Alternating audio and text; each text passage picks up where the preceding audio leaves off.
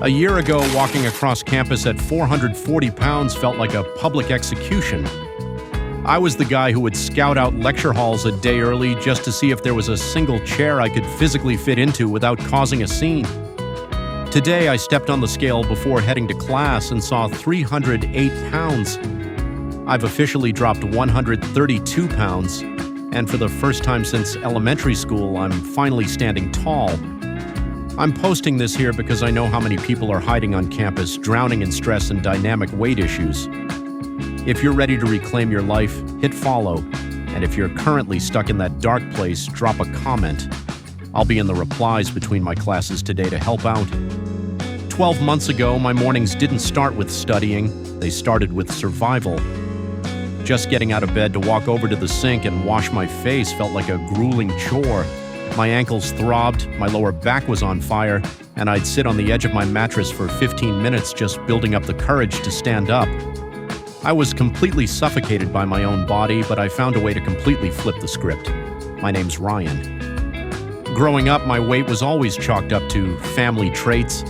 Everyone on my dad's side was massive, and since genetic statistics show that DNA can influence anywhere from 40% to 70% of obesity cases, I used that as my absolute get-out-of-jail-free card. I figured I was genetically coded to be the big guy, so why bother fighting science? The bullying during my teenage years only drove me deeper into that shell. Kids in high school would intentionally block the hallways or make comments when I squeezed through the cafeteria doors. I learned to laugh it off, pretending I was the carefree, jolly guy, but inside, I was completely checked out. By the time I hit university, my coping mechanisms had turned into a toxic routine.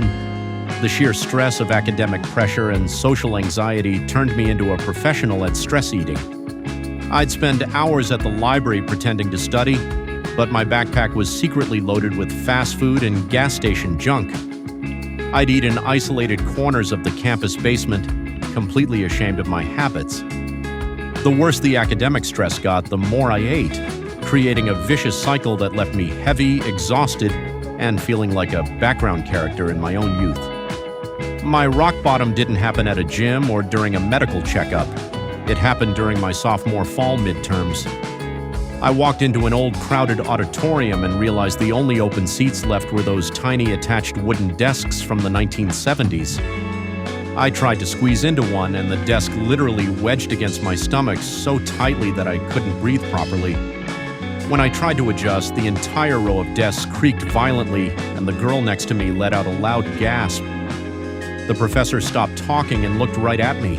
I was so profoundly humiliated that I stood up, left my blank exam on the desk, and walked out into the rain. I sat in my car crying for an hour, realizing my weight had literally barred me from getting an education. That was my point of no return.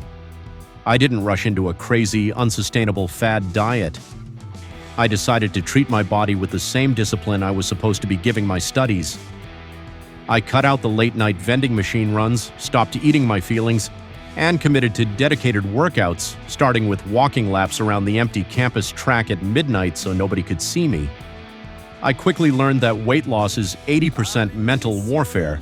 It's about learning to handle stress with discipline instead of a wrapper. It required a level of raw perseverance I didn't know I had, but I kept showing up for myself day after day. If you're currently skipping classes or hiding from life because of your weight, stop waiting for the perfect semester to fix it. Don't wait for next Monday or the first of the month to start. That's just procrastination disguised as planning. Change your very next meal. Write your ultimate target weight on a physical piece of paper and tape it directly to your laptop lid or your desk monitor. Force your eyes to meet your goals before you log into your distractions. You aren't going to wake up tomorrow with a brand new body. Stop checking the scale every 12 hours expecting a miracle. Focus entirely on the mental win of staying disciplined for 24 hours straight.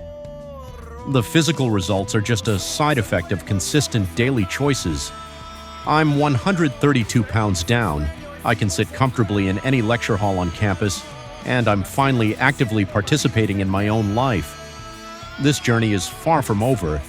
Hit subscribe, follow the progress, and let's keep building. Seriously, drop a comment below if you're stuck in that loop of stress and feel like 440 pounds is a mountain you can't climb. I'll be checking my phone between lectures today to reply and help you take that first step. Let's get to work.